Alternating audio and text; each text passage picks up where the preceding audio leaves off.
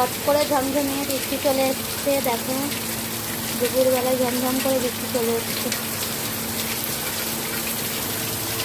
আমারও সব কাজকর্ম হয়ে গেছে, স্নান হয়ে গেছে, রান্নাবান্না। দুপুরের দিকে দেখো বৃষ্টিটাই চলে এসছে। চলো আজকে আমার রান্নাবান্না হয়ে গেছে। কী রান্না করেছি সেটা তোমাদের সাথে শেয়ার করবো। চলো দেখতে থাকি। আজকে রান্না করেছি হচ্ছে এই যে এখানে রয়েছে ভাত। ভাতটা এই সবে নামালাম। এখানে রয়েছে মসুর ডাল,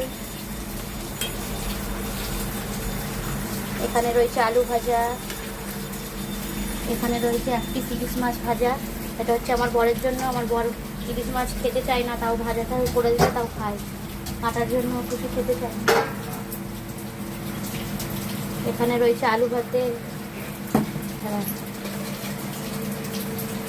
আর এখানে রয়েছে ইলিশ মাছ, সর্ষে দিয়ে ইলিশের ঝাল করেছি, সর্ষে ইলিশ।